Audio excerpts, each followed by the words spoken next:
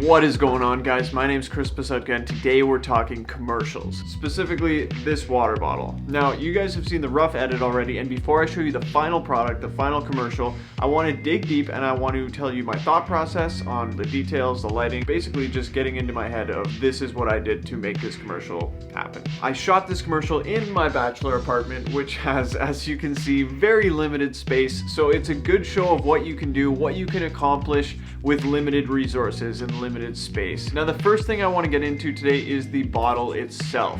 I was in need of a water bottle. I turned that into a video. Whatever vlog, I'll put it up here or put it on the screen somewhere. You can go check it out. When I got back with this water bottle, actually even before I got back, I knew that I wanted to shoot some B-roll of it, make it look really nice. This is a slick water bottle. This thing is beautiful. It's got a nice texture. It's got shine.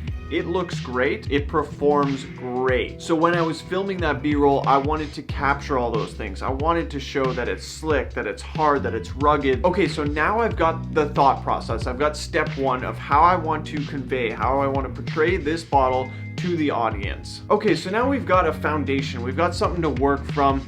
We need a shot list and we need to figure out how we're gonna light this thing. This water bottle right here, the one word I would describe for it is sexy. And I need to figure out how to make this, how to portray this water bottle to the audience, to the viewers, how to make it even sexier. And we're gonna use a shot list and we're gonna use lighting to do that. So first is our shot list. I'm kind of feeling like I don't want to do anything too extravagant. I want to keep it simple. So it'll be mainly hard cuts. We'll get a little creative of how we kind of interlace some of those cuts using focus pulls and stuff like that. But for the most part, I want it to be a banging track, lots of energy, like I said before, sexy, maybe some pull-ins, pull-outs. Like, it's gonna be fast-paced, it's gonna be fun, it's gonna show the water bottle itself. I want to see details of this thing everywhere. I want to see it being used. Like, I want to see ice flying in. I want to see water pouring in. So that's kind of where my head's at right now with the edit, with the shot list. Now on to the lighting. On the left-hand side here, we have amber,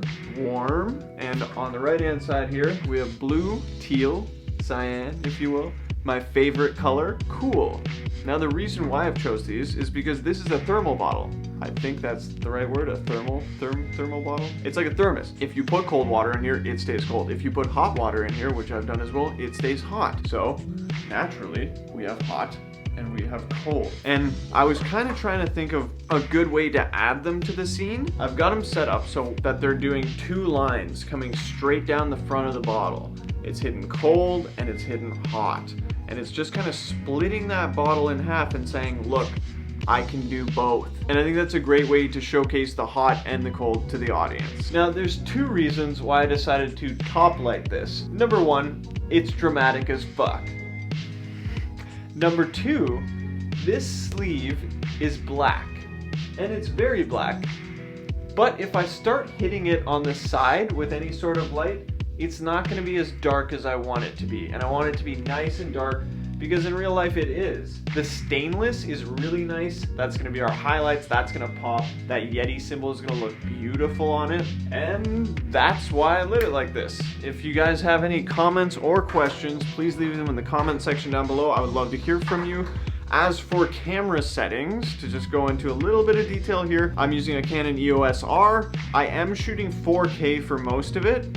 The Canon EOS R crops 4K. So I've got a 1.6 or 1.8 times crop. I am shooting 4K for a lot of it because, well, I want it to be 4K, I want it to be nice, but I also want to have the ability to punch in, to zoom in really quickly to that like 1080 range if I want to. So while I'm editing, I can be like, oh, okay, this section would be really cool if we started out, but then we shot in like really quick. You know what I mean? Like, it just gives you that extra option to play with while you're editing the video. It was all shot at f4, 24 frames per second. I think I shot 60 for a bit. The Canon EOS R can only do 60 frames per second slow motion. I can't do 120 or anything like that. I wish. The only time I use 60 frames per second is for the water pouring and the ice. So everything else was 24. Didn't need it. And after all of that, all the editing, the color grading, the sound design, everything, this is what you are left with.